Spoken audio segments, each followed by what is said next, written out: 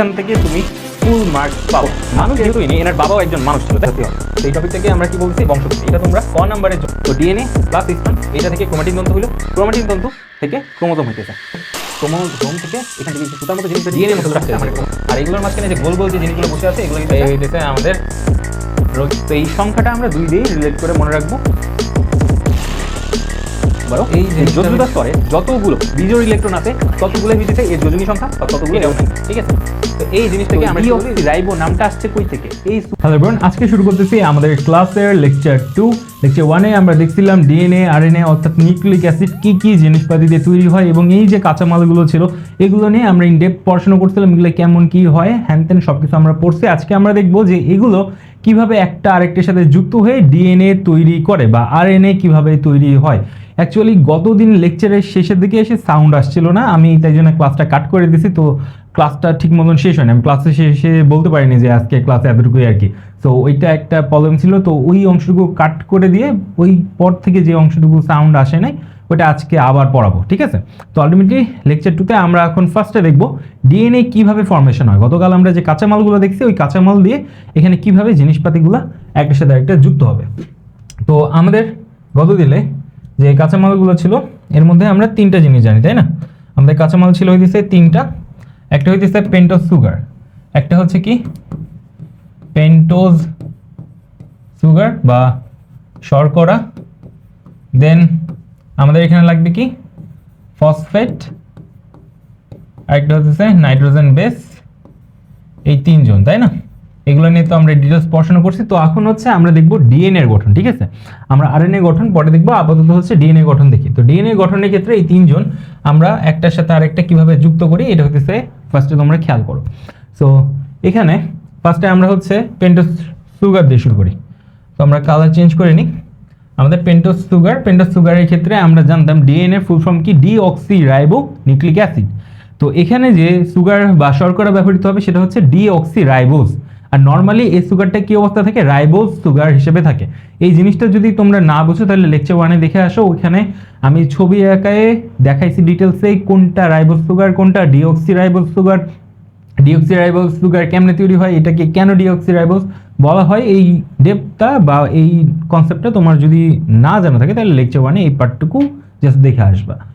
তো এখন হচ্ছে আমরা এখানে শর্করা কি পাবো, ডিঅক্সি রাইবোজ শর্করা। তো এটা হচ্ছে 5 কার্বনের একটা শর্করা। তো শর্করাটা আমরা আঁকি, এটা হচ্ছে 1 নম্বর কার্বন, এটা 2 নম্বর, এটা 3, এখানে 4 নম্বর কার্বন, এখানে একটা অক্সিজেন এটার সাথে কানেক্ট থাকবে এবং বাইরে হইতেছে একটা 5 নম্বর কার্বন থাকবে। এটার গঠন হচ্ছে CH2OH, এটা হচ্ছে 5 নম্বর কার্বন। তো এর সাথে আমার হচ্ছে এখন হাইড্রোজেন আর হাইড্রোক্সিল গ্রুপ যুক্ত করতে হবে। তো উপরে হচ্ছে হাইড্রোক্সিল গ্রুপ আমরা দিয়ে দিলাম এটা। এটার ক্ষেত্রে হইতেছে কি হবে, এখানে 2 নাম্বার, এখানে OH না থেকে শুধু হাইড্রোজেন থাকবে। কারণ কি, কারণ এটা হইতেছে 2-ডিঅক্সি রাইবোজ সুগার এখানে, ঠিক আছে। এটা ডিঅক্সি রাইবোজ সুগার, তাই জন্য 2 নম্বরে ডিঅক্সি হইছে, মানে এখানে হাইড্রোক্সিল গ্রুপ থেকে অক্সিজেনটা আমরা সরাই ফেলছি, মানে ডি মানে কি সরাই ফেলা। তো অক্সিজেন আমরা সরাই ফেলছি, তাই জন্য এটা কি বলছি 2-ডিঅক্সি, কারণ 2 নম্বর কার্বনে এটা চলে গেছে, তাই না? তো আলটিমেটলি এই জন্য এটার নাম হচ্ছে ডিঅক্সি রাইবোজ শর্করা। আচ্ছা, তারপরে হচ্ছে 3 নম্বরে এখানে OH, উপরে হাইড্রোজেন। এগুলো তোমাদের অত বুঝতে হবে না, মোটামুটি খালি দেখো যে কি বুঝাই দিছে এখানে জিনিসটা কেমনে হইতেছে। আমি তোমাদের একবারে গোড়া থেকে জিনিসটা এক্সপ্লেইন করার চেষ্টা করতেছি। তো এই হইতেছে আমার সুগার। তো আলটিমেটলি আমার এই পেন্টোজ সুগার এটা ডান। এরপরে আসবে কি ফসফেট, তাই না? ফসফেটের স্ট্রাকচার আমরা দেখছিলাম। তো ফসফেটের স্ট্রাকচারের ক্ষেত্রে আমরা এখানে এই জিনিসটা একটু সাইড করতে হবে আমাদের। এই জিনিসটা আমরা একটু সাইডে নিয়ে গেলে আঁকতে সুবিধা হবে আমাদের। সো এখানে ফসফেটের ক্ষেত্রে আমরা নর্মাল স্ট্রাকচার কি পাইছিলাম, এর ক্ষেত্রে ফসফেটের এখানে একটা অক্সিজেন থাকতো, আর এখানে হচ্ছে একটা OH, এখানে OH, আর এখানে হচ্ছে একটা OH। তো এটা হচ্ছে হয়তো কি H3PO4, মানে একটা ফসফরিক অ্যাসিড। এটা কিভাবে গঠিত হয়, কিভাবে যোজনী বের করতে হয় এটাও কতদিন তোমাদের আমি দেখাই দিছি। তো এখানে ফসফরিক অ্যাসিডের ক্ষেত্রে এখানে OH যে জায়গাগুলো আছে এখান থেকে হাইড্রোজেনগুলো রিমুভ হয়ে যায়। হাইড্রোজেনগুলো এখানে হাইড্রোজেন আয়ন আকারে বের হয়ে যায়। তো হাইড্রোজেন আয়ন আকারে যদি বের হয়ে যায় তাহলে অক্সিজেনের কাছে নেগেটিভ চার্জ চলে আসে, তাই না? তো আলটিমেটলি এখানে একটা অক্সিজেনের উপর নেগেটিভ চার্জ, এখানে একটা নেগেটিভ চার্জ, এখানে একটা নেগেটিভ চার্জ, এখান থেকে হাইড্রোজেনগুলো চলে যাবে। তখন কি হয়, তখন হইতেছে আমরা দেখি হচ্ছে এটা ফর্মেশন করে PO4 3 কারণ 3টা অক্সিজেনের উপর 3টা মাইনাস চার্জ সেক্ষেত্রে চলে আসবে। ঠিক আছে, তো আলটিমেটলি এখানে যে জিনিসটা আমরা দেখতে পাবো এই ক্ষেত্রে এই যে উপরে আর নিচে এই দুইটা সুগার বা দুইটা শর্করার সাথে কানেক্টেড থাকবে এবং পাশের জনের কাছে হাইড্রোজেনটা সরে যাবে এবং এটা মাইনাস হিসেবে থাকবে। তো এখন এই জিনিসটা আমরা এখানে ভালো মতন দেখার চেষ্টা করি। সো এখানে ফসফেট যদি আমি আঁকি, অন্য কালার নেই আমরা এখানে, ধরো ফসফেটের ক্ষেত্রে আমরা এখানে হচ্ছে এলিমেন্ট হচ্ছে আমাদের ফসফেট গ্রুপ, দেন এখানে কিছু কি হবে OH, এখানে তো OH আছেই, উপরে আরেকটা OH। সো এখানে হয় কি, এখান থেকে একটা হাইড্রোজেন বের হয়ে এখানে OH এর সাথে যুক্ত হয়ে কোনো পানি আকারে বের হয়ে যায়। ঠিক আছে, এইটা একটা পানির অণু তৈরি করে এখান থেকে বের হয়ে যায়, মানে এই OH এই হাইড্রোজেনকে টান দিবে, টান দিয়ে এখানে এক অণু পানি তৈরি করবে। কারণ পানির অণু গঠন কি জানি আমরা, পানির অণু গঠন আমরা জানি H আর OH, এইভাবে আমরা লিখতে পারি। তো এই হাইড্রোজেনটা আসতেছে এই জায়গা থেকে আর OHটা আসতেছে এই জায়গা থেকে। তো আলটিমেটলি আমাদের পানির অণু গঠিত হইতেছে এবং এটা বের হয়ে যেতেছে। এখন পানির অণু যদি এখান থেকে চলে যায় তাহলে কি হবে, এইখানে এনাদের মধ্যে একটা বন্ড তৈরি হয়ে যাবে। এই যে অক্সিজেন যেটা আছে এখানে, এই অক্সিজেন আর এই যে কার্বন যেটা আছে, এই দুজনের মধ্যে একটা বন্ড তৈরি হয়ে যাবে। ঠিক আছে, এখন এই যে একটা বন্ড তৈরি হইলো, তো এটা দেখো কোথায় তৈরি হয়েছে, 5 নাম্বার কার্বন, তাই না? এটা হচ্ছে কয় নাম্বার কার্বন, 5 নাম্বার কার্বন। ওকে, এখন এর সাথে এই নিচের OH গ্রুপটা যুক্ত হয়ে একটা বন্ধন তৈরি করছে। এখন উপরে যে OHটা আছে ওইটা আরেকটা সুগারের সাথে কানেক্ট হবে, এখন আরেকটা সুগার বা শর্করার সাথে সে কানেক্ট হবে। তাহলে পুরো জিনিসটাকে আমরা হইতেছে একটু নিচে নামাই নিয়ে আসি, তাইলে আমরা উপর আরেকটা সুগার অ্যাড করতে পারবো।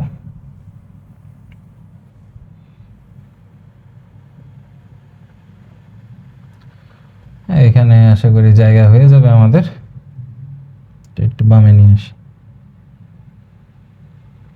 ওকে, ডান। এখন দেখো আমরা আরেকটা সুগার এখানে একে এটার সাথে দেখি ফসফেট কিভাবে কানেক্টেড হইতেছে। তো এখানে আমাদের সুগার ধরো এটা আমরা আঁকাই দিছি, এটা হচ্ছে 1 নাম্বার কার্বন, 2 নাম্বার, এটা 3 নাম্বার কার্বন, এখানে হচ্ছে আমাদের 4 নাম্বার কার্বন, দেন হচ্ছে এর যে বাইরে হাত থাকবে এখানে হচ্ছে CH2OH, এখানে হচ্ছে 5 নাম্বার কার্বন। এই হচ্ছে আমাদের পেন্টোজ সুগার হয়ে গেল। আর 4 নাম্বার কার্বন আর 1 নাম্বার কার্বনের মাঝখানে কি থাকবে, একটা অক্সিজেন কানেক্টেড থাকবে। ওকে, ঠিক আছে, তাইলে এখন এদের সাথে আমরা OH গ্রুপ এগুলো যুক্ত করে দিই। তো এখানে হাইড্রক্সিল গ্রুপ আছে, ঠিক আছে, দেন হইতেছে এখান থেকে কি আসবে, এখানে নিচে হাইড্রোজেন আসবে। আর যেহেতু এটা আমরা ডিঅক্সিরাইবোজ সুগার আগে দিচ্ছি ডিএনএ ক্ষেত্রে, তাইলে এখানে হাইড্রোজেন আসবে, OH গ্রুপ আসবে না। এখানে তাহলে হাইড্রোজেন থাকবে, এখানে OH থাকবে, এখানে ভিতরে হাইড্রোজেন থাকবে, এখানেও হাইড্রোজেন থাকবে। এখন দেখো এখানেও সেম একটা কাহিনী হবে। এই যে ফসফেট এর হইতেছে যে OH ছিল, এই OH থেকে এখানেও আবার হাইড্রোজেন চলে যাবে আর এখানে তো OH আছে। তো আলটিমেটলি এই দুইজন মিলে এক অণু পানি আবার তৈরি করতেছে। ঠিক আছে, এক অণু পানি এখানে তৈরি হইতেছে, মানে H আর OH, OH আসতেছে এই জায়গা থেকে, হাইড্রোজেন আসতেছে এই জায়গা থেকে। তো এক অণু পানি তৈরি করে তারা এখান থেকে বের হয়ে গেল। বের হয়ে গেলে কি হবে, অক্সিজেনের 2টা হাত ছিল, তাই না? অক্সিজেনের যোজনী কত, 2 না?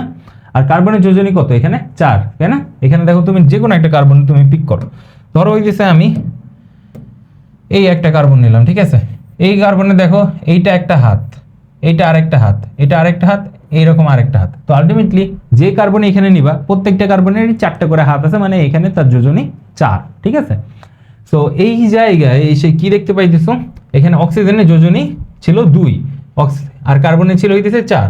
তো এই কার্বনের একটা হাতে হাইড্রক্সিল মূলক ছিল আর এই অক্সিজেনের একটা হাতে হাইড্রোজেন পরমাণু ছিল। তো আলটিমেটলি H আর OH মিলে যখন পানির অণু তৈরি হয়ে এখান থেকে বের হয়ে গেল, তো অক্সিজেনের একটা হাত খালি হয়ে গেছে, কার্বনেরও একটা হাত খালি হয়ে গেছে। কারণ কার্বনের খালি হাত আর অক্সিজেনের খালি হাত দুইজন একটার সাথে আরেকটা যুক্ত হয়ে যাবে, তাইলে কি হবে, অক্সিজেন আর কার্বন এই দুজনের মাঝখানে একটা বন্ধন তৈরি হয়ে যাবে। ঠিক আছে, তাইলে এইভাবে আমাদের উপরে যে OH মূলকটা ছিল এই ফসফরিক অ্যাসিডের, এটাও কানেক্ট হয়ে গেল আরেকটা সুগারের সাথে। তো আলটিমেটলি এখানে তোমরা কি দেখতে পাইতেছো, এইটা হচ্ছে একটা শর্করা, এখানে একটা ফসফেট, আর এখানে হইতেছে আরেকটা শর্করা। তো এই ফসফেট গ্রুপ এই শর্করা আর এই শর্করাকে কানেক্ট করে রাখছে, তাহলে এখানকার হাইড্রোজেন চলে যাইতেছে, এখানকার হাইড্রোজেন চলে যাইতেছে, আর এখানে যে হাইড্রোজেন আছে এটাও চলে যাবে, ঠিক আছে। এখানে যে হাইড্রোজেনটা আছে এই হাইড্রোজেনটাও এখান থেকে বের হয়ে যাবে। আলটিমেটলি এটা হাইড্রোজেন প্লাস আকারে যদি বের হয়ে যায় তাহলে ওইচটা আলটিমেটলি মাইনাস হয়ে থেকে যাবে এখানে, ঠিক আছে। তাহলে এরকম ফসফেট গ্রুপ এইখানে একটা আছে, এই দুটো সুগারে কানেক্ট করতেছে, এর নিচে যে আবার একটা সুগার আসবে ওইটাকে কানেক্ট করবে আরেকটা ফসফেট গ্রুপ, ঠিক আছে। তাহলে ফসফেটটা কি করতেছে, দুইটা জিনিসকে জোড়া তালি দিতেছে, ঠিক আছে। এটা ধরো আমি একটা তোমাদের ছবি দেখে বুঝাই, একটা ছবি ধরো হইতেছে, সিম্পলি তুমি চিন্তা করো। তো এই ধরো হইতেছে একটা সুগার, ঠিক আছে, এইটা হইতেছে ধরো একটা শর্করা বা হইতেছে আমাদের pentose sugar.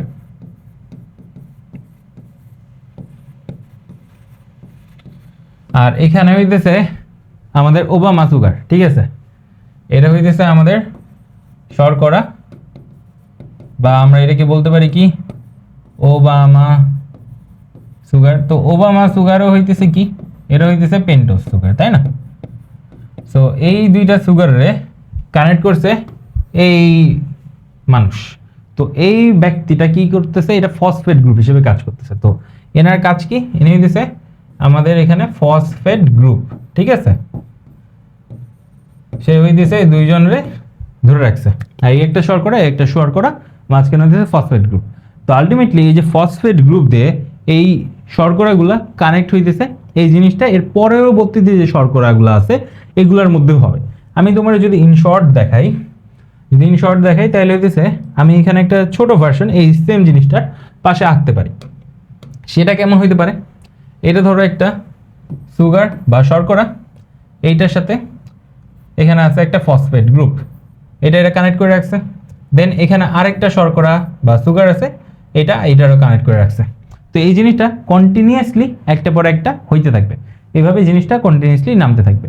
So sugar phosphate, দেন দিছে এখানে আবার একটা ফসফেট থাকবে, এখানে আরেকটা সুগার থাকবে, এখানে দিছে আরেকটা ফসফেট থাকবে, এখানে আরেকটা সুগার থাকবে, এখানে আবার ফসফেট, এখানে আবার সুগার। এই জিনিসটা চলতেই থাকবে। আর কার্বন সংখ্যাটা খেয়াল করো, ঠিক আছে। কার্বন সংখ্যাটা তুমি যদি একটু খেয়াল করো তাহলে তুমি এখানে কি দেখতে পাইতেছো, এখানে কয় নাম্বার কার্বন ছিল, এটা 3 নাম্বার কার্বন, তাই না। এটা হচ্ছে বড় করে লিখি 3, এটা হচ্ছে 3 নাম্বার কার্বন ছিল। কালার কি নেওয়া যায় এখানে, বাকি আছে কি, এখানে আমরা সবুজ নিই। এখানে হচ্ছে 3 নাম্বার কার্বন দেখো নিচে ছিল আমাদের, তাই না। 3 নাম্বার কার্বন নিচে ছিল, 3 নাম্বার কার্বনের সাথে ফসফেটের একটা OH গ্রুপ কানেক্ট হয়েছিল, ঠিক আছে। এই তাইলে একটা 3 নাম্বার কার্বন। আর এখানে দেখো কয় নাম্বার কার্বনের সাথে কানেক্ট হয়েছে, 5 নাম্বার কার্বন, ঠিক আছে, 5 নাম্বার কার্বন।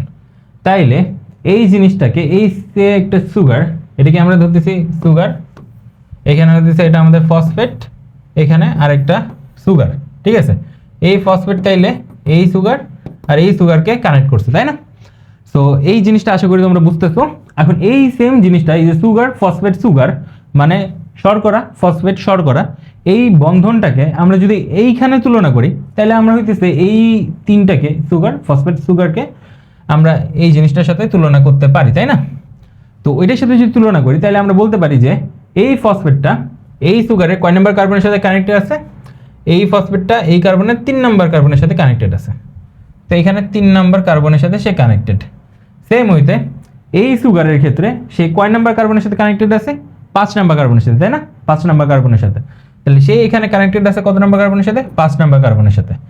তো এখন সেম জিনিসটা তুমি উপর থেকে নিচ পর্যন্ত কন্টিনিউয়াসলি দিতে থাকো। এই ফসফেটটা তাহলে এই সুগারের সাথে কত নম্বরে কানেক্টেড আছে, 3 নম্বরে। এখানে কত নম্বরে কানেক্টেড আছে, 5 নম্বরে। এটা একটু গ্যাপ দেওয়া লেখা লাগতো আর কি, বন্ধনটা আসে নাই, এটা আমি ঠিক করে দিই, নাহলে তোমরা আবার কনফিউজ হয়ে যাবা। এটা সুন্দর করে লিখি। এখানে হচ্ছে কি ছিল আমাদের সুগার, এখানে ফসফেট, এখানে হচ্ছে সুগার। ওকে, আমরা এখন গ্রিন কালি দিয়ে এখানে লিখতেছিলাম। তো এখানে হচ্ছে 5 নম্বরের সাথে কানেক্টেড ছিল, এখানে হচ্ছে 3 নম্বরের সাথে কানেক্টেড, এখানে 5 নম্বরের সাথে কানেক্টেড। আবার এই ফসফেট এখানে কত নম্বরের সাথে, 3 নম্বর, এখানে হচ্ছে 5 নম্বর। এখানে এই ফসফেট এখানে কত, 3 নম্বর, এখানে হচ্ছে 5 নম্বর। ঠিক আছে, তাহলে এই সুগারের যে নিচে এই হাতটা খালি আছে বা নিচে ধরো সাপোজ এখানে এসে চেইনটা শেষ হয়ে গেছে আর ফসফেট নাই, তাহলে এই খালি হাতে তো আর কেউ যুক্ত হইতেছে না, তাই না? সাপোজ এই হাতটা খালি হয়ে গেছে, তাহলে ওই হাতটা কয় নাম্বার? 3 নাম্বার কার্বনের হাত না? এটা তাহলে কি হবে? এখানে 5 হইলে এখানে দেখো এটা 5 এটা 3, উপর থেকে আসো 5 3 5 3 5 3, এখানে 5 এখানে কি হবে? তাহলে 3, তাহলে 3 নাম্বার কার্বনের হাতটা খালি আছে এখানে, তাই না? সেম ওইতে তুমি উপরের দিকে যদি যাও তাহলে তুমি কি বলতেছো? 3 5 3 5 3 5 3 5 3, তাহলে এখানে কি হবে? 5। তাহলে এই যে সুগার যেটা ছিল ওইটার হইতেছে 5 নাম্বার হাতটা খালি ছিল, তাই না? ওইটার হচ্ছে 5 নাম্বার হাত এইটা খালি ছিল। তাহলে তুমি এই চেইনটা ধরো উপরে এসে এখানে ফসফেট নাই, আর এখানে চেইন এলঙ্গেট হইতেছে না, এখানেই শেষ। আবার এখানে যে সুগারটা আছে এখানে এসেই শেষ, আর এটা ইলঙ্গেশন হইতেছে না বা লম্বা হইতেছে না। তো উপরে দেখতেছো এটা 5 নাম্বার হাত খালি, নিচে দেখতেছো ওই চেইনের 3 নাম্বার হাত খালি। তো এই যে চেইনটা আছে, চেইনের যে দিক, এটা কোন দিক থেকে কোন দিকে আগায় দিছে, এটা আমরা এই কার্বন কোনটা খালি আছে ওইটার হাত দিয়ে আমরা ইন্ডিকেট করি। তো এখানে যেহেতু উপরের দিকে আমরা দেখতেছি 5 নাম্বার কার্বনে হাত খালি, ঠিক আছে? এখানে কি দেখতেছি আমরা? এই যে এই 5 নাম্বার কার্বনটা যেটা এই সুগারের ক্ষেত্রে থাকবে ওইটার ক্ষেত্রে হাত খালি আছে। তো আমরা বলি যে উপরে 5 নাম্বার খালি, নিচে 3 নাম্বার খালি। তো এটা হচ্ছে 5 প্রাইম থেকে 3 প্রাইম এর দিকে যাইতেছে একটা চেইন, ঠিক আছে? ডিএনএ এর ক্ষেত্রে আমরা তো দুইটা চেইন দেখি, তাই না? ডিএনএ এর ছবিটা অ্যাকচুয়ালি কেমন হয়? ডিএনএ ক্ষেত্রে ছবি হয় এরকম, তাই না? দুইটা চেইন আছে, এইটা একটা চেইন, দেন এইটা আরেকটা চেইন, তাই না? তো একটা চেইনের কথা যদি বলি, আমরা যেটা এতক্ষণ করতেছিলাম ওইটা একটা চেইনের ক্ষেত্রে, ঠিক আছে? এটা হচ্ছে একটা চেইনের ক্ষেত্রে আমরা দেখতেছি এই পর্যন্ত। এই চেইনের ক্ষেত্রে কি আছে? এই চেইনের ক্ষেত্রে আমরা উপর থেকে নিচে আসতেছি, এই চেইনটাকে বলতেছি হচ্ছে আমরা 5 প্রাইম থেকে 3 প্রাইম, ঠিক আছে?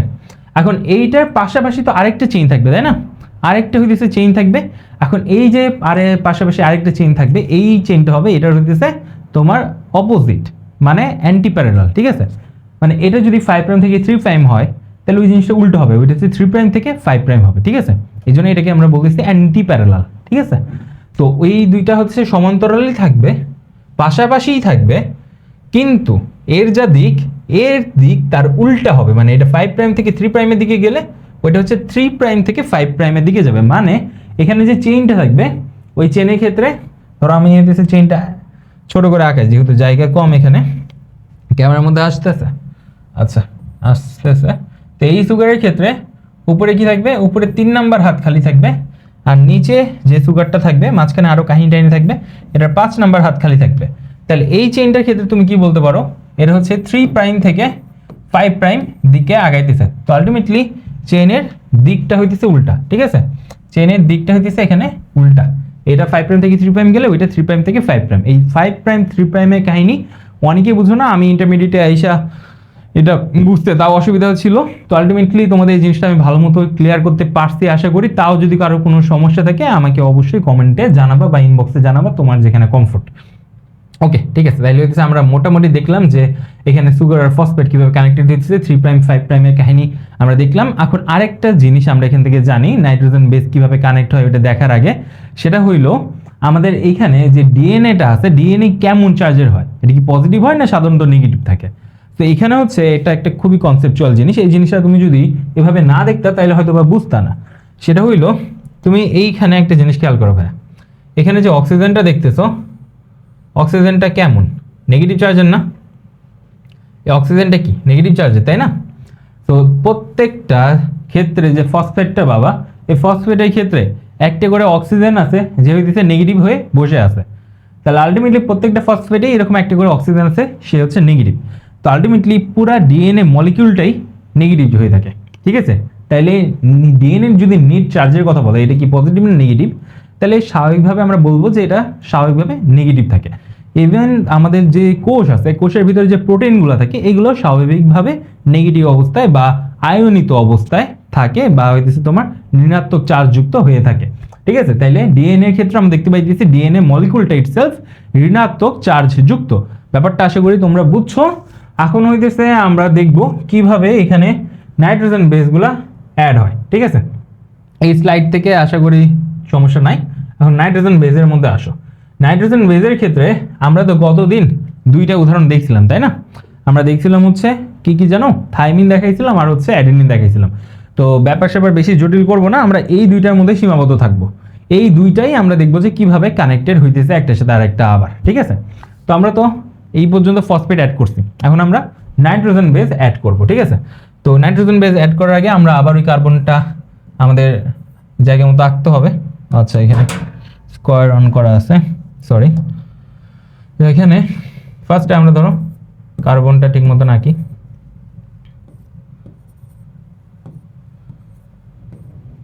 এই হইতেছে আমাদের কার্বন, মোটামুটি 1 2 3 4, আর এটা হচ্ছে বাইরে থাকবে হচ্ছে একটা CH2OH, এটা হচ্ছে কত নাম্বার, এটা 5 নাম্বার, ঠিক আছে।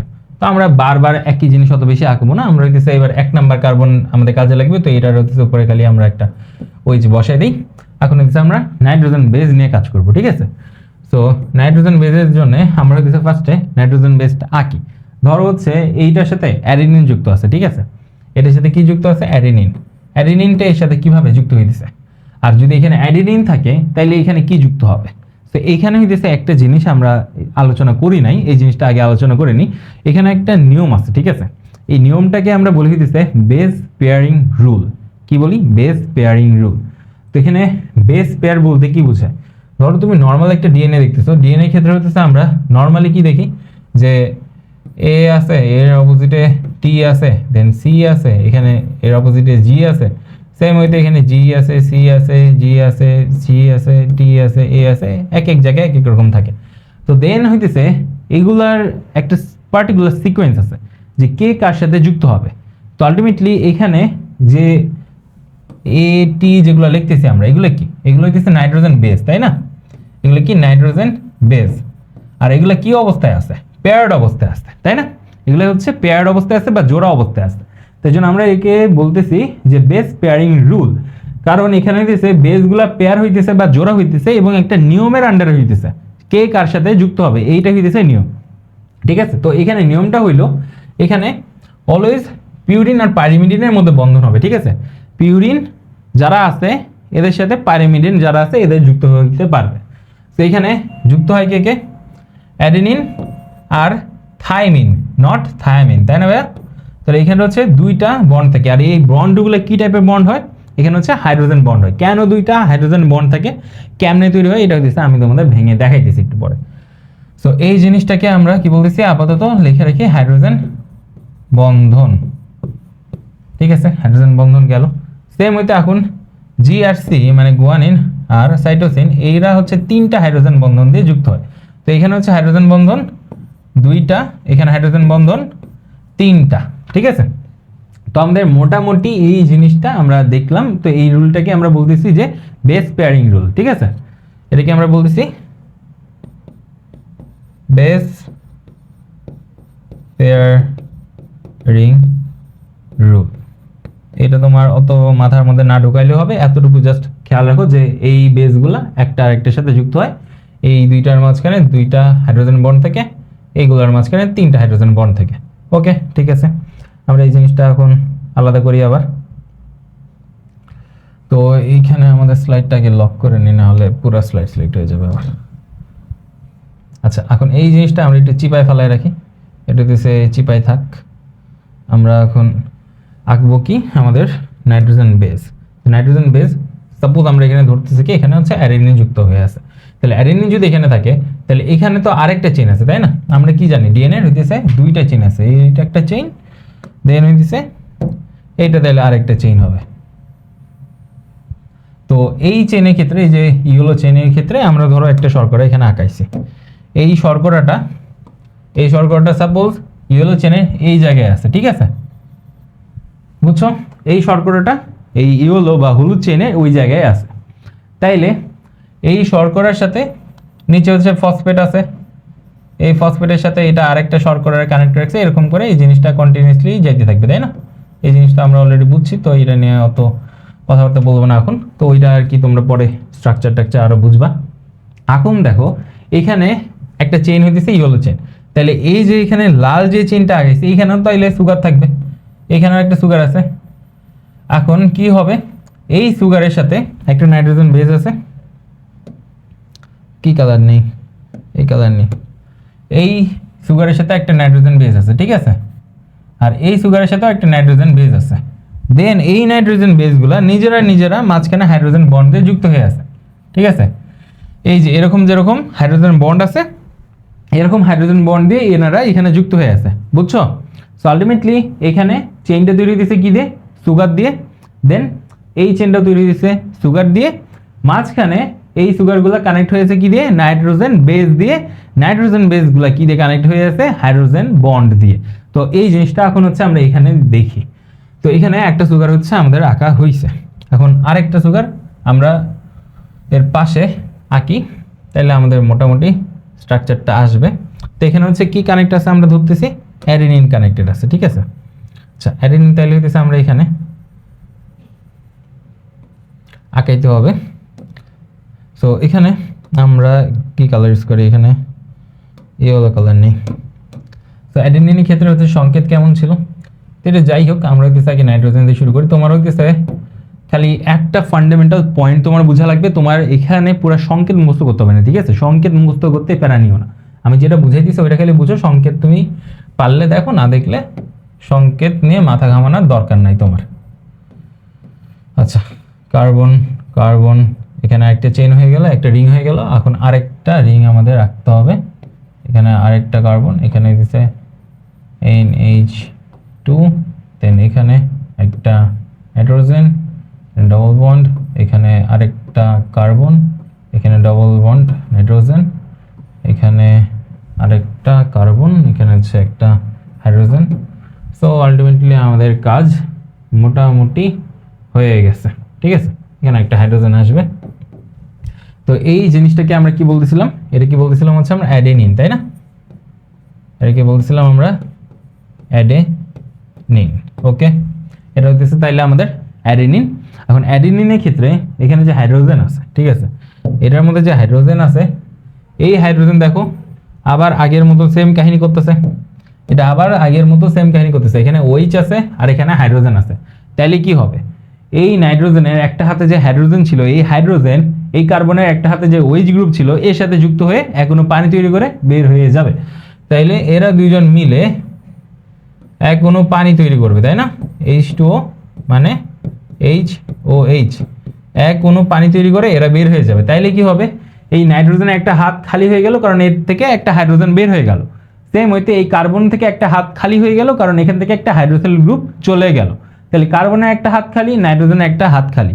তো নাইট্রোজেনের খালি হাত কার্বনের খালি হাতের সাথে কানেক্ট হয়ে গেল, তাহলে এদের মধ্যে একটা বন্ধন তৈরি হয়ে গেল।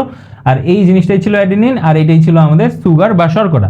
তাহলে অ্যাডেনিন আর শর্করা, অর্থাৎ নাইট্রোজেন বেস আর শর্করা নিজেরা কানেক্টেড হয়ে গেল বা যুক্ত হয়ে গেল। এইভাবে অ্যাডেনিন বা নাইট্রোজেন বেস শর্করা বা সুগারের সাথে কানেক্ট হয়ে গেল। ভাই আশা করি বুঝতে পারছো।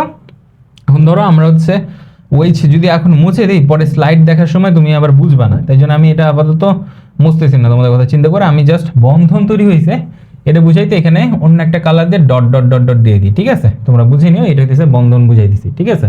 তো নাইট্রোজেন বেস আর এখানে সুগার কানেক্টেড হয়ে গেল। তাহলে আমরা জিনিসটা নিচে শর্ট করে লিখতে পারি যে এইটা হচ্ছে আমাদের সুগার ছিল, এখানে নাইট্রোজেন বেস এটার সাথে কানেক্ট হয়ে গেল। এখন দেখো কার্বন কোনটা ছিল? কার্বন নাম্বারিং এর ক্ষেত্রে আমরা কি দেখছিলাম? এটা হচ্ছে 1 নাম্বার কার্বন, এটা 2, এটা 3, এটা 4, এটা 5। তাহলে এটা কয় নাম্বার কার্বন? 1 number carbon. তাহলে নাইট্রোজেন বেস কোথায় যুক্ত হইছে? 1 নাম্বার কার্বনে, ঠিক আছে ভাই? তাহলে নাইট্রোজেন বেস যুক্ত হইছে কোথায়? 1 নাম্বার কার্বনে। আর 3 নাম্বার কার্বন আর 5 নাম্বার কার্বনে কি হইতো? ফসফেট গ্রুপ যুক্ত হইতেছে, ঠিক আছে? তাহলে আমরা সুগারের কার্বনে কোথায় গিয়ে যুক্ত হয় এতটুকু আমরা বুঝলাম। তো এখন কথা হইলো, আমরা এই চেইনের ক্ষেত্রে যদি চিন্তা করি তাহলে আমরা বুঝছি কতটুকু? আমরা বুঝছি এই যে এখানে সুগার ছিল, এই সুগারের কাহিনী এটা বুঝছি, এখানে নাইট্রোজেন বেস ছিল, এটা কাহিনীটা বুঝছি। এই সুগার আর নাইট্রোজেন বেস কিভাবে কানেক্টেড আছে এতটুকু আমাদের ডান। এখন হলো অপোজিট চেনে আরেকজন আছে না, উনি কিভাবে কানেক্টেড আছে এবং উনি এই নাইট্রোজেন বেসের সাথে এখন কিভাবে কানেক্টেড আছে, এই জিনিসটা আমাদের এখন বুঝতে হবে। তো আমরা এটা বোঝার জন্য কি করতে পারি? এখন কি সরানো যেতে পারে? জায়গা তো শর্ট পড়ে গেছে। আচ্ছা ওই জিনিসটা একটু সাইড করে দিই, এইটা একটু সাইড করি। আচ্ছা এটা থাক এখানে। এখন আমরা এই পাশে ধরো আরেকটা সুগার আঁকি, ঠিক আছে? এখানে হচ্ছে আরেকটা সুগার আমরা আঁকি। এখন কি কালার নিলাম? আচ্ছা সমস্যা নেই।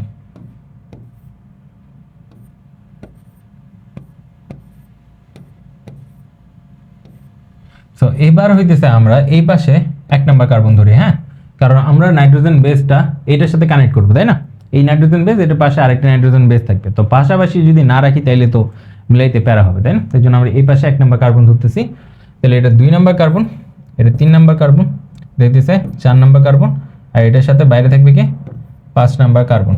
আমরা হাইড্রোজেন বা হাইড্রোক্সিল গ্রুপ এগুলো আপাতত বুঝাইতেছি না, এটা তোমাদের ম্যাটারও না, তোমাদের এখানে চিন্তা ভাবনার ব্যাপার না। আর যদি তোমরা দেখতে চাও আগে যেগুলো পজিশন আছে ওগুলোতে দেখে নিও, আপাতত আমরা টাইম বাঁচাইতে চাইতেছি। তো 1 নাম্বার কার্বনে এখন আমরা আরেকটা যুক্ত করব, তো এটা ছিল অ্যাডিনিন, তাই না? অ্যাডিনিনের সাথে কে যুক্ত হবে? থাইমিন, তাই না? তাহলে টি তৈরি যুক্ত হয় এখানে। থাইমিন কি ছিল? পাইরিমিডিনের মধ্যে ছিল, তো এটা কয়টা রিং থাকে? একটা রিং থাকে। আর এইটার ক্ষেত্রে কি ছিল? অ্যাডিনিন, এটা হচ্ছে পিউরিনের মধ্যে ছিল, এটার মধ্যে 2টা রিং ছিল। আচ্ছা, এখন আসো তোমার থাইমিনের ব্যাপারে। থাইমিনের ক্ষেত্রে কি হয়? থাইমিনের ক্ষেত্রে কি কালার নেই, অন্য কালার নেই এখানে। থাইমিনের ক্ষেত্রে এখানে হচ্ছে একটা কার্বন, এটা ডবল বন্ড থাকে অক্সিজেনের সাথে, দেন একটা নাইট্রোজেন, এর সাথে একটা হাইড্রোজেন থাকবে, দেন হচ্ছে এখানে কি থাকবে? এখানে হচ্ছে আরেকটা কার্বন, এটার ক্ষেত্রে ডবল বন্ড থাকবে, দেন হচ্ছে আরেকটা কার্বন নাইট্রোজেন, এর সাথে একটা হাইড্রোজেন থাকবে, দেন আরেকটা কার্বন, এখানে ডবল বন্ড কার্বনের সাথে এখানে আরেকটা কার্বন, এখানে হচ্ছে একটা CH3 গ্রুপ যুক্ত থাকবে। সো এই যে জিনিসটা পাইলাম, এই জিনিসটা কি হইতেছে? আমরা বলতেছি কি থাইমিন, তাই না? থাইমিন, যেটাকে আমরা শর্টে বলি কি টি, ঠিক আছে? সো এই অ্যাডেনিন আর থাইমিন এরা কানেক্ট হবে। তার আগে আমরা দেখে নিই এই থাইমিনটা কিভাবে 1 নাম্বার কার্বনে যুক্ত হইতেছে। তো 1 নাম্বার কার্বনে যে জিনিসগুলো ছিল ওগুলো আমরা পাশাপাশি একটু লিখে নিই, 1 নাম্বার কার্বন না লিখলেই না। তো 1 নাম্বার কার্বনের উপরে কি ছিল? OH গ্রুপ, আর নিচে থাকবে হইতেছে হাইড্রোজেন।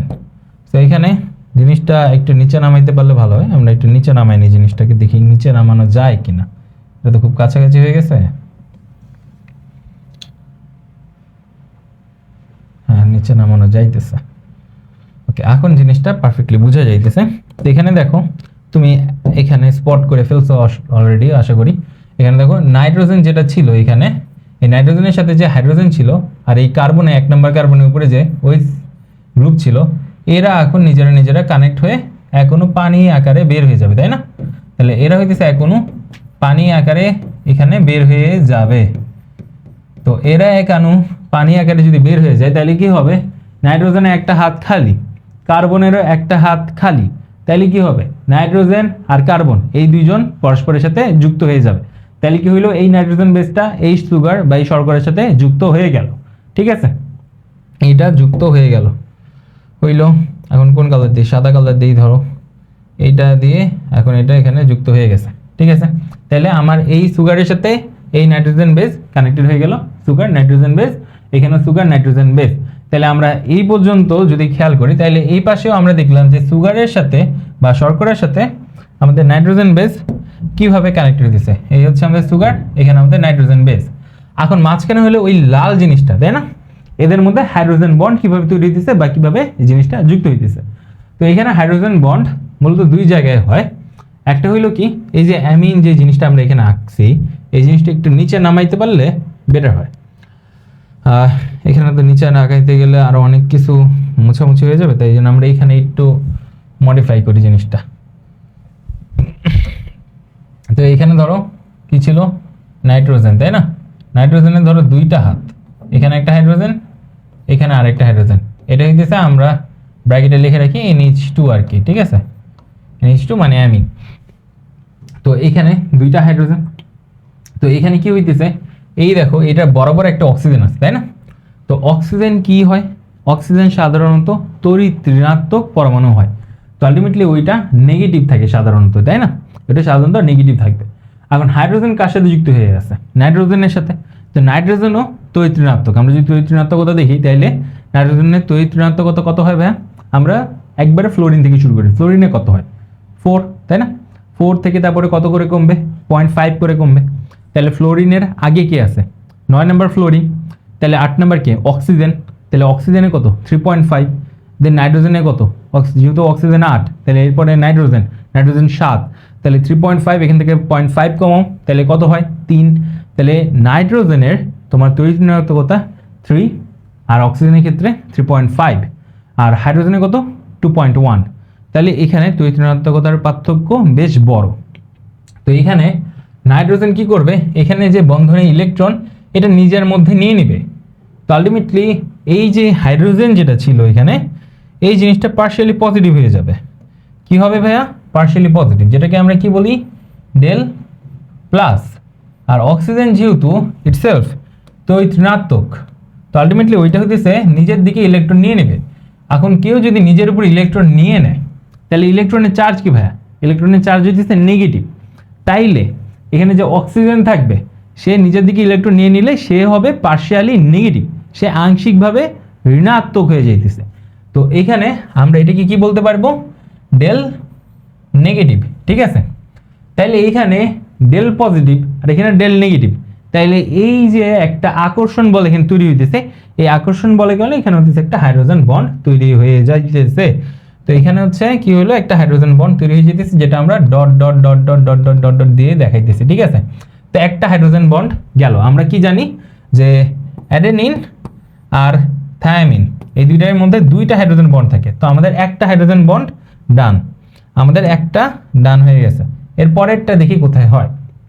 তো এইখানে এর পরে হইতেছে এই দেখো নাইট্রোজেন হাইড্রোজেন আর নাইট্রোজেন, এই জায়গায় এসে আরেকটা হাইড্রোজেন বন্ড তৈরি হবে। কারণ কি, এখানে যে নাইট্রোজেন আছে, নাইট্রোজেন তো তড়িৎ ঋণাত্মক, তাহলে হাইড্রোজেন থেকে সে ইলেকট্রন নিবে, তো নিলে কি হবে, হাইড্রোজেন পার্শিয়ালি পজিটিভ হবে, তো এটা হইতেছে আংশিকভাবে পজিটিভ হবে। আর এখানে যে নাইট্রোজেন আছে সে তো অলরেডি তড়িৎ ঋণাত্মক, তো এর হচ্ছে আংশিক ঋণাত্মক হওয়ার কথা, তো এর মধ্যে একটা হাইড্রোজেন বন্ড তৈরি হয়ে যাবে। তো আলটিমেটলি এখানে জিনিসপাতি আরও ফ্র্যাগমেন্টেডভাবে তোমাদের বুঝাইলে ভালো হয়, অনেক ডিপে যাওয়া যায়, এর মধ্যে আরও ছোটোখাটো ইরোর আছে, কিছু নতুন তথ্য অ্যাড করার মতো আছে। বাট তোমাদের যদি আমি একবারে অ্যাবসোলুট জিনিসটা পড়াতে যাই তাহলে আরও অনেক ব্যাখ্যা বিশ্লেষণ আসবে। তো আলটিমেটলি কাজ চালানোর জন্যে বোঝার জন্যে আমার এতটুকু মোর দেন ইনাফ, অনেক বেশি পড়ছো অলরেডি যা তোমার লাগবে তার চেয়ে। তো আলটিমেটলি আমরা এখানে দেখতেছি আরেকটা হাইড্রোজেন বন্ড তৈরি হয়ে গেল, তাহলে এইটা আমাদের আরেকটা হাইড্রোজেন বন্ড ডান। তাহলে আমরা পুরা জিনিসটাই বুঝে ফেলতে পারতেছি। এই জিনিসটা হইতেছে আমরা এখানে আরেকটু দেখি। এখানে সাপোজ আমরা দেখলাম কি এখানে সুগার আছে, সুগার কিভাবে ফসফেটের সাথে যুক্ত, ওই ফসফেট আবার একটা সুগারের সাথে কেমনে যুক্ত, এমনি কিভাবে এই জিনিসটা যাইতেছে, পাশাপাশি আমরা এই জিনিসটা দেখলাম। তারপরে আমরা দেখলাম যে সুগারের সাথে নাইট্রোজেন বেস কিভাবে যুক্ত আছে, দেন এই পাশে যে চেন আছে এটার মধ্যে সুগার ফসফেট, দেন আবার সুগার ফসফেট, এই জিনিসটা কাহিনী চলতে থাকবে। আর এর সাথেও আবার নাইট্রোজেন বেস আছে, যে নাইট্রোজেন বেসগুলা কিভাবে নিজেদের মধ্যে হাইড্রোজেন বন্ড দিয়ে যুক্ত আছে। এখানে দুইটা হাইড্রোজেন বন্ডও থাকতে পারে, আবার তিনটা হাইড্রোজেন বন্ডও থাকতে পারে। এটা কার ক্ষেত্রে কয়টা থাকবে এটা আমরা কই থেকে জানি, বেস পেয়ারিং ল থেকে জানি, যেটাও অলরেডি আমরা দেখছি। তো আলটিমেটলি এটা আমাদের মোটামুটি দেখা হয়ে গেল। আর আমরা আরেকটা জিনিস কি জানলাম, যে এই চেনটা যদি 5 প্রাইম থেকে 3 প্রাইমের দিকে আগায়, তাহলে এই হলুদ চেইন এটা হচ্ছে 3 প্রাইম থেকে 5 প্রাইমের দিকে আগাবে। তো আলটিমেটলি আমাদের মোটামুটি সব পড়া শেষ, ঠিক আছে। আমরা দেখছি যে কাঁচামাল কি কি আছে, কাঁচামালগুলো কিভাবে একটার সাথে আরেকটা ইন্টারকানেক্টেড থাকে, কিভাবে একটার সাথে আরেকটা যুক্ত থাকে। দেন হইতেছে আমরা দেখলাম এখানে একটা চেইন আরেকটার সাথে কিভাবে যুক্ত আছে, এটাও দেখলাম। নাইট্রোজেন বেসগুলো দেখলাম, নাইট্রোজেন বেসের মধ্যে হাইড্রোজেন বন্ড এটাও দেখলাম। এখন হচ্ছে আমরা এখান থেকে কিছু ছোটোখাটো এমসিকিউ টাইপের জিনিস আমাদের দেওয়া আছে, এগুলো হচ্ছে একটু দেখার চেষ্টা করি আমরা, ঠিক আছে। এখানে হচ্ছে এই ছবিটা তোমাদের আমি রাখছি বোঝানোর জন্য, এখান থেকে আর কি বুঝাই দিব। তো এখানে যে ছবিটা দেখতেছে এটাকে বলা হচ্ছে ডিএনএ ডবল হেলিক্স, যেহেতু দুইটা হাত বা দুইটা বাহু আছে এদের, তাই জন্য, ঠিক আছে। তো এখানে হচ্ছে আমাদের একটা ভ্যালু লাগবে, সেটা হচ্ছে 34 অ্যাংস্ট্রমের একটা ভ্যালু আছে, এটা আমাদের খেয়াল করতে হবে। তো এই জিনিসটা তোমরা অনেক সময় বুঝো না যে এটা কি বোঝায় অ্যাকচুয়ালি। তো তুমি নর্মালি চিন্তা করো, এখানে হচ্ছে খাজের দূরত্ব আমরা বুঝতেছি যে একটা ভাঁজ কোথায় যায় হইতেছে এটা। তুমি এই পয়েন্টটা খেয়াল করো, এখানে বলতেছে কি এই পয়েন্ট থেকে শুরু করে এসে এই পয়েন্টে যে ডিস্টেন্স এটা হচ্ছে কতখানি, 34 অ্যাংস্ট্রম। তো এই ক্ষেত্রে তুমি খাজটা কিভাবে হিসাব করবে, দেখো এই পয়েন্ট থেকে এই যে স্ট্র্যান্ড বা বাহু আছে এটা এই দিক দিয়ে যাওয়া শুরু করছে, আস্তেছে আস্তেছে আস্তেছে আস্তেছে, এখানে বাঁক নিয়েছে, বাঁক নিয়ে আবার আস্তেছে আস্তেছে এখানে আসছে। তো আলটিমেটলি তুমি দেখো এইটার দিকে তুমি যদি একটা লম্ব টানো তাহলে এই জিনিসটা এখানে এসে ছেদ করবে। তো আলটিমেটলি এই জায়গা থেকে যে বাঁক নেওয়া শুরু করছে বাহুটা, বাঁক নিয়ে আবার ঘুরে আবার সেম পজিশনে আসতে তার যে পরিমাণ ডিস্টেন্স অতিক্রম করতে হয়েছে এই ডিস্টেন্স হচ্ছে 34 অ্যাংস্ট্রম। তো এটাকে আমরা বলতেছি একটা ভাঁজ, ঠিক আছে?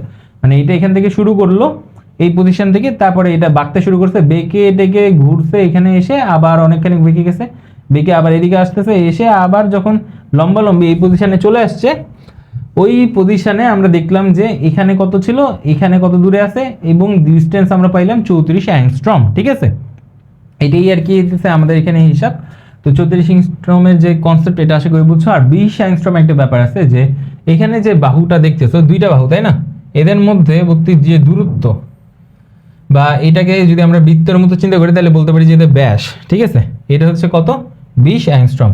এই ছবির মধ্যে এই জিনিসটা স্পষ্ট করে লিখে দিছে, তো এখানে বোঝানো তেমন কিছু নাই। এখানে মেজর গ্রুপ মাইনর গ্রুপ কিছু জিনিস আছে, এখানে তুমি দেখবা যে এই জিনিসটা যখন নিচে নামতেছে ভাঁজ খাইতেছে তখন কোথাও যায় বড় খাঁজ তৈরি হইতেছে, কোথাও ছোট খাঁজ তৈরি হইতেছে। তো এখানে যখন ছোট খাঁজ তৈরি হইতেছে এটা তুমি দেখো এটা সাইজ কতটুকু, এটা কি বলছে এর জন্য মাইনর গ্রুপ বা ছোট গ্রুপ। আর এখানে দেখো সাইজটা কত বড়, এখানে হচ্ছে সাইজ হচ্ছে অনেক বড়, এই জন্যই বলছি হচ্ছে মেজর গ্রুপ, ঠিক আছে? আচ্ছা, এখানে আরেকটা জিনিস খেয়াল করবা, এই যে একটা যখন ভাঁজ হইতেছে বা একটা টার্ন নিতেছে যখন এই পজিশন থেকে ঘুইরা এসে যখন আবার এই পজিশনে আসলো, এই মধ্যবর্তী এরিয়াতে মানে এইখান থেকে শুরু করে এতগুলো এরিয়ার মধ্যে 10টা বেস পেয়ার আছে, ঠিক আছে? বেস পেয়ার কোনগুলা আমরা হইতেছে এই জিনিসটা মুছে দেই, তাহলে এইগুলো হইতেছে বেস পেয়ার আর কি, হচ্ছে নাইট্রোজেন বেজের পেয়ার। এখানে ধর একটা সুগার ছিল, এখানে হচ্ছে এর সাথে একটা নাইট্রোজেন ছিল, এখানে আরেকটা নাইট্রোজেন বেজ ছিল, এটার সাথে আরেকটা সুগার ছিল, আবার এদের মাঝখানে সাপোজ তোমার হচ্ছে কোনো হাইড্রোজেন বন্ড ছিল। তো আলটিমেটলি এই জিনিসটাকে বলতেছি হচ্ছে আমরা বেস পেয়ার, ঠিক আছে? এরকম বেস পেয়ার এই একটা ভাঁজ থেকে শুরু করে এই পয়েন্ট থেকে শুরু করে এই পয়েন্টের মধ্যে মানে একটা ভাঁজের মধ্যে বা 34 অ্যাংস্ট্রমের মধ্যে 10টা থাকে, ঠিক আছে? তাহলে 34 অ্যাংস্ট্রমের মধ্যে বেস পেয়ার আছে হচ্ছে 10টা, ঠিক আছে? তো আলটিমেটলি এই 10টার মধ্যবর্তী দূরত্ব কত হবে একটা থেকে আরেকটা, সেটা হবে কি এই 34 অ্যাংস্ট্রমকে আমরা দিতে 10 দিয়ে ভাগ দিয়ে দিব, সেটাই আসবে। তো আলটিমেটলি ধরো 34 অ্যাংস্ট্রমের মধ্যে 10টা আছে, তাইলে হচ্ছে একটা বেস পেয়ার সাথে আরেকটার ডিস্টেন্স কত হবে, 34/10 মানে 3.4 অ্যাংস্ট্রম। তার মানে কি এটা যদি একটা বেস পেয়ার হয়, সাপোজ এখানে ধরো এটা হচ্ছে একটা যদি বেস পেয়ার হয় আর এটা একটা বেস পেয়ার হয় আর এটা যদি আরেকটা বেস পেয়ার হয়, তাহলে এদের মধ্যবর্তী দূরত্ব কত হবে 3.4 অ্যাংস্ট্রম। আবার এদের মধ্যবর্তী দূরত্ব কত হবে 3.4 অ্যাংস্ট্রম। এই ছবিটা তোমাদের আর কি ইজিলি বোঝার জন্য রাখছি আর কি। তো আলটিমেটলি এইটা ফলো করলেই তোমাদের মোটামুটি পড়াশোনা এখান থেকে শেষ, ঠিক আছে? তো এখানে আমরা যা যা ছিল সব কিছু ইন ডিটেলস পড়ছি, এর সাথে তোমার বইয়ের মধ্যে কিছু বইয়ের লাইন দাগাই দেওয়া লাগবে এমসিকিউর জন্য। ওগুলা ভাইবো না যে ওগুলো পড়াবো না, ওগুলা পড়াবো কিন্তু এটা বই দাগানোর সময় পড়াবো। এখন যদি সব পড়াইতে যাই তাহলে বই দাগানোর সময় আলটিমেটলি মুখ বন্ধ রেখে খালি বই দাগানো লাগবে। তো আলটিমেটলি ওই জিনিসটা অ্যাভয়েড করার জন্য আমি কিছু জিনিসপাতি ছোটোখাটো এমসিকিউ টপিক বাকি রাখতেছি, ওইটা বই দাগানোর সময় দাগাই দেবো যেন ওই সময় আমি কিছু তোমাদের পড়াইতে পারি, ঠিক আছে? তো আলটিমেটলি আমাদের ক্লাস আজকে এতটুকুই। এখানে আমরা ডিএনএ এর পুরা বাপ 14 গোষ্ঠী কেমনে কার মধ্যে কি হয়েছে, কে কবে জন্মাইছে, হ্যান দেন সব পড়ে ফেললাম। তো ডিএনএ থেকে আমাদের পড়াশোনা ডান।